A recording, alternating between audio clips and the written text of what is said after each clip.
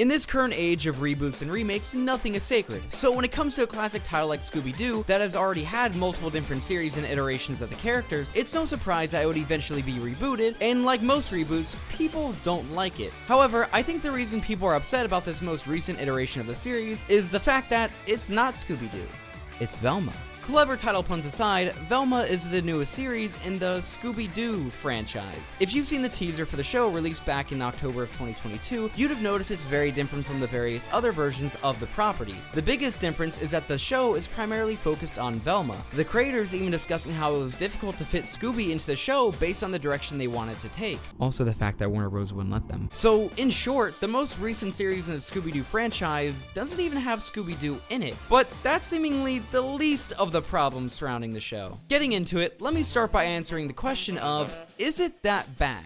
Yes, but also no.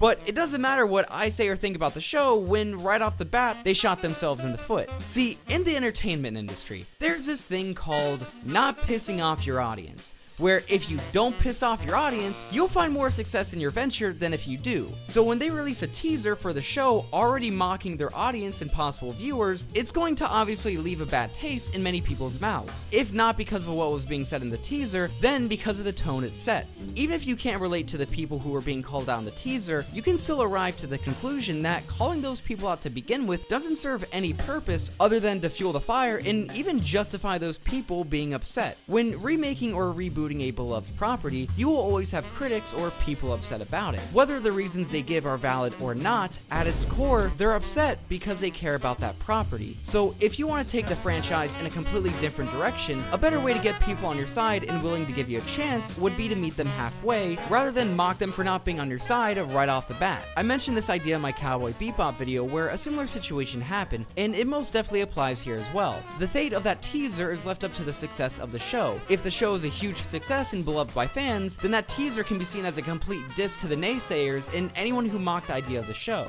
But if the show fails, then that teaser only showcases the hubris of the showrunners and further justifies the hate people had for it from the beginning. So the question is, why even put yourself in that position in the first place? Putting all that aside, let's get back to looking at the show itself now that we're able to understand the current situation it's in. Going back to my answer about yes, the show being bad, but also no, the show isn't that bad, let me explain. There are some really good moments in the show, Fred making up most of them. Fred and Norville really make up the better parts of the show. Even still, there's a big issue with everyone in the show that I'll get into in a little bit. Moving past, the show really does have some good moments and jokes. I would even say that I enjoyed watching those parts. Until we get to the flops. While yes, there are some great moments in the show, there are also some absolute stinkers. Like some of the most forced, ham-fisted jokes that go on for way too long. It's even more frustrating when the writers also know that, but try to disguise it with a sliver of self-awareness. What the show fails to understand is that self-aware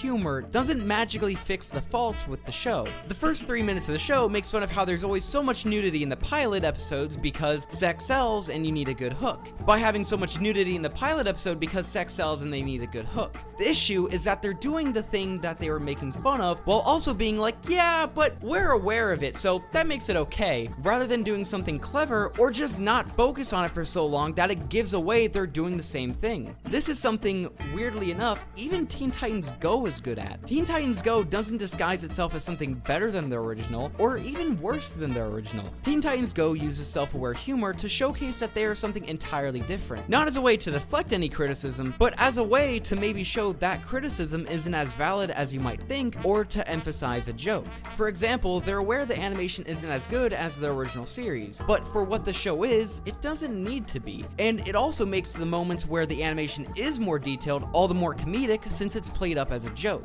Taking a look back at Velma, that entire element of the humor is absent. Hell, looking at the first 45 seconds of the show highlights an even bigger issue with some of the comedy. It's out there for the sake of being out there. Some of the jokes made don't serve any purpose other than to show that it's Scooby Doo, but now they can say come fart. The beginning dialogue sounds like that Family Guy skit, but being played straight. Yeah, it was me, not Fred and his weird sex fan. This is my story, told my way. And it starts with a murder, bitch.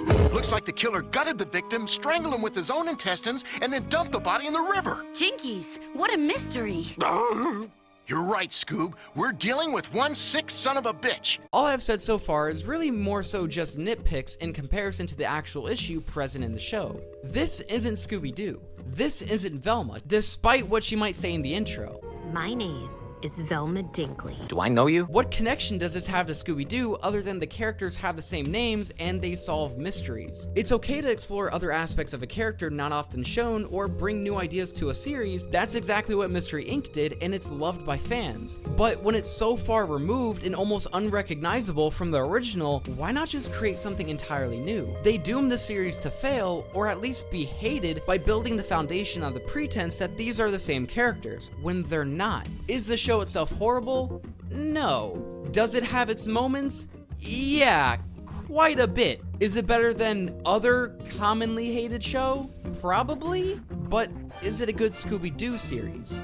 No, it's horrible. I don't get what stopped them from just making an entirely new show. They already had original characters, storylines, ideas. Why not just stick to it? It's probably because it's easier to market it as a new Scooby-Doo show than it would be as a wholly original IP, but it's hard to market it like that when they don't even have access to the title character. If you remove the Scooby-Doo elements from the show, barely anything about it would even change. Honestly, it would almost be better if they did, but kept in subtle nods to its roots. Like, for example, Norville. Shaggy's real name is Norville, but since more people know him as Shaggy, keeping Norville's name as Norville can be a little wink wink nudge nudge to the fans of the series. They kind of already do that, like with the voice actor of OG Fred being Fred's father in the show. If they just left it at that, rather than state the characters are the same ones as we used to know, I think fans would be a bit more receptive. Regardless, I can give them credit in the fact they acknowledge that there are some things they just can't compete with from the previous series. One of them being the opening. What's the Scooby-Doo? We're coming after you.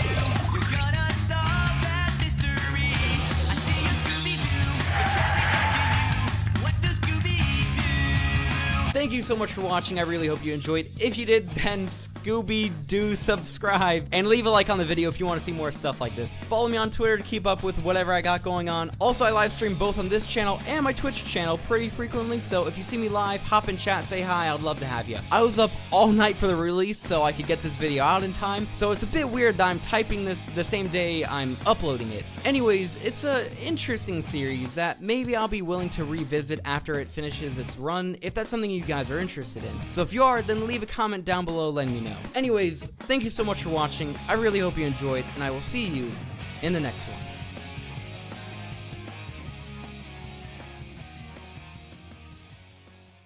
What? No, she was my plan B if you ever got too clingy. What happened? Ask Velma. Who?